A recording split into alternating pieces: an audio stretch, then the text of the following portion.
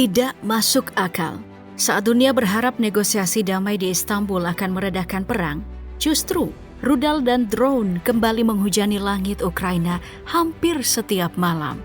Ledakan demi ledakan menghantam rumah warga, dan Putin dengan murka menuduh Kiev sebagai biang kerok yang berubah jadi organisasi teroris. Tapi, benarkah itu alasan sebenarnya? Atau ada sesuatu yang jauh lebih dalam? Permainan gila untuk mengacaukan meja perundingan. Ironisnya, saat warga sipil jadi tameng, para elit malah bermain strategi politik. Tahan dulu emosi kalian, karena di balik serangan balasan ini ada skenario gelap yang belum terungkap. Jangan skip, karena semakin kamu simak video ini, semakin mengejutkan.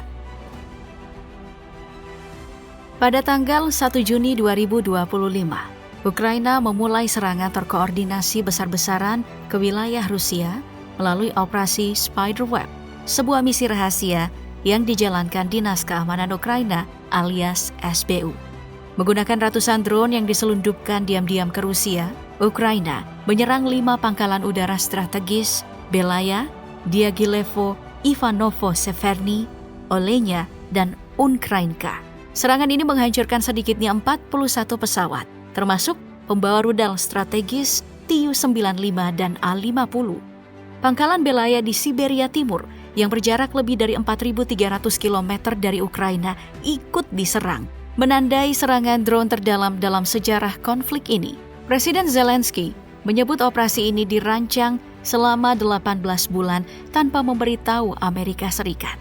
Di hari yang sama, tim sabotase Ukraina juga meledakkan jembatan jalan di Bryansk, Rusia, menimpa kereta penumpang di bawahnya, dan dilaporkan memakan korban sipil termasuk anak-anak. Sementara operasi penyelamatan terus berlangsung. Selang 2 hari kemudian, pada 3 Juni, pukul 04.44 pagi, SBU kembali mengguncang Moskow dengan serangan di bawah air ke jembatan Crimea. Sebanyak 1.100 kg bahan peledak ditempatkan di bawah air, merusak struktur penting tersebut dan menghentikan lalu lintas sepenuhnya selama beberapa jam. Serangan ini disebut sebagai lanjutan tradisi Ukraina menargetkan simbol prestise Rusia. Puncaknya terjadi pada 10 Juni ketika pesawat Saab 340 AEWNC dari Swedia digunakan Ukraina untuk membantu F-16 menembak jatuh jet tempur Su-35 Rusia di wilayah udara Kursk, menjadikan ini titik balik penting dalam keunggulan udara. Serangkaian serangan ini tidak hanya menghancurkan infrastruktur dan armada udara Rusia, tetapi juga mempermalukan sistem pertahanan dalam negeri mereka, menciptakan efek kejut yang disebut media Rusia sebagai Pearl Harbor versi Moskow. Namun tak lama setelah Ukraina melancarkan serangan drone ke wilayah Rusia, Moskow bereaksi dengan cara yang brutal. Serangan balasan pun diluncurkan secara masif. Sabtu dini hari 7 Juni 2025, Rusia menargetkan berbagai wilayah secara simultan dalam gelombang serangan udara dan drone. Kali ini, kota Kharkiv menjadi pusat kehancuran. Lebih dari 40 ledakan mengguncang kota terbesar kedua di Ukraina itu. Menurut pernyataan wali kota, Igor Terekov, rudal, bom udara berpemandu, dan drone dikerahkan secara bersamaan, menimbulkan kebakaran besar dan kehancuran luas di distrik Osnoviansky dan Kivsky.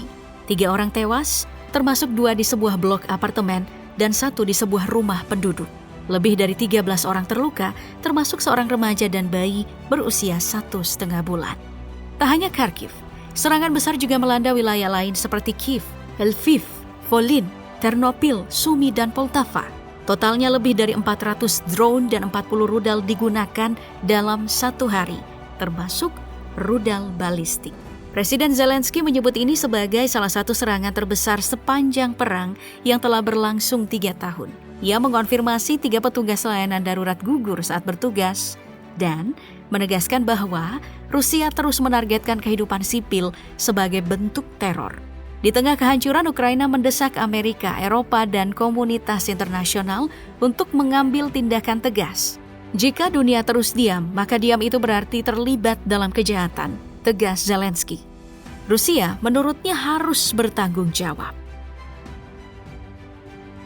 NATO pun mulai bersuara dan skenario keterlibatan langsung pun kini semakin terbuka. Dunia sempat dikejutkan oleh pernyataan keras dari Menteri Luar Negeri Rusia, Sergei Lavrov, yang menuding Inggris terlibat langsung membantu Ukraina dalam serangan teroris terhadap wilayah Rusia. Lavrov memperingatkan bahwa resiko terorisme meningkat dan Rusia akan melakukan segala cara untuk melindungi warganya. Situasi ini menempatkan NATO dalam posisi genting.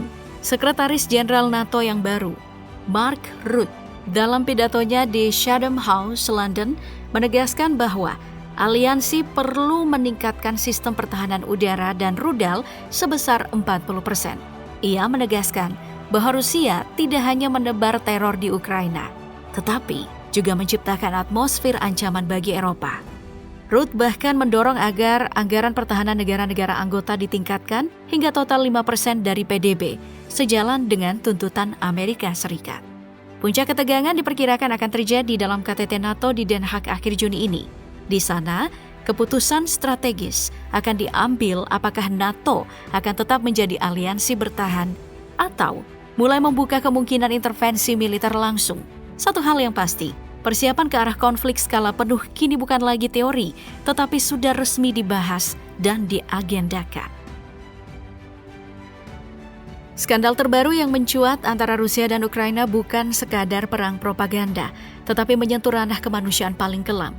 Ribuan jenazah tentara Ukraina yang ditolak untuk diambil kembali oleh pemerintahannya sendiri.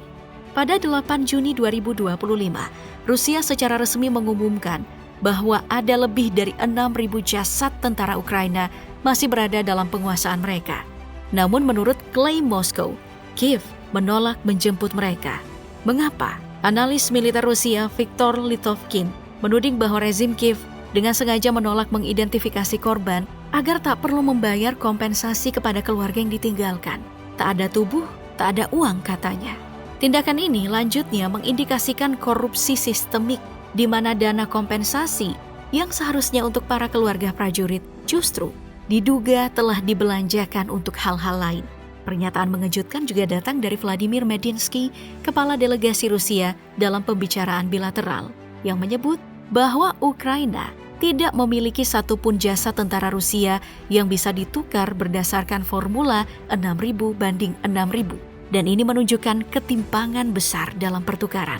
Litovkin bahkan menyebutkan bahwa tindakan ini selaras dengan ideologi ultranasionalis Ukraina atau Banda Right Extreme mengabaikan pejuang sendiri demi narasi kemenangan semu. Di sisi lain, Presiden Zelensky tetap mempertahankan angka korban resmi hanya 30.000 sampai 40.000 jiwa. Jauh dari yang dilaporkan oleh pihak Rusia demi menjaga moral dan legitimasi di dalam negeri. Skandal ini tidak hanya mengungkap kemungkinan korupsi dalam pemerintahan Ukraina, tetapi juga membuka celah besar dalam kepercayaan publik terhadap rezimnya sendiri. Kini, dunia menantikan apakah tekanan dari Barat akan cukup kuat untuk memaksa Kiev mengakui kenyataan pahit ini dan menghormati para pejuangnya yang gugur. Proses negosiasi damai antara Rusia dan Ukraina yang berlangsung di Istanbul pada 16 Mei 2025 memang berakhir tanpa adanya kesepakatan gencatan senjata. Meskipun ini merupakan dialog langsung pertama dalam 3 tahun terakhir, kedua pihak tetap bersikeras pada posisi masing-masing. Delegasi Ukraina menyatakan kesiapan untuk menyepakati gencatan senjata segera. Namun, Rusia datang dengan mandat terbatas dan menolak usulan tersebut tanpa syarat. Rusia menentukan Ukraina menarik pasukannya dari 4 wilayah yang diklaim, yakni Luhansk, Donetsk, Zaporizhia, dan Kherson. Ini adalah syarat yang dinilai tidak masuk akal oleh Amerika Serikat dan sekutunya. Wakil Presiden Amerika Serikat J.D. Vance dan Menteri Luar Negeri Amerika Serikat Marco Rubio menyebut tuntutan itu sebagai batu sandungan utama. Sementara Presiden Donald Trump bahkan menyatakan bahwa tak akan ada kemajuan berarti tanpa pertemuan langsung antara dirinya dan Presiden Putin. Meski hasilnya tampak buntu, ada secerca harapan. Kesepakatan awal mengenai pertukaran 1.000 tahanan dari masing-masing pihak. Namun secara keseluruhan, proses ini lebih menampilkan ketegangan diplomatik daripada langkah konkret menuju perdamaian. Presiden Zelensky menolak tuntutan Moskow yang dianggap sebagai ultimatum lama. Bahkan, mengusulkan pertemuan tiga pihak antara dirinya, Putin, dan Trump. Jika situasi makin memanas, konflik bisa meluas karena Rusia menganggap perang ini sangat penting untuk kelangsungan negaranya. Tapi kalau ada peluang untuk meredakan ketegangan, ini tergantung lagi pada tiga hal. Apakah Putin bersedia mengalah? Lalu apakah Trump mau aktif menjadi penengah? Dan apakah tekanan dari dunia internasional tetap kuat? Tanpa semua itu, perundingan di Istanbul mungkin hanya akan jadi satu bagian dari kebuntuan yang panjang.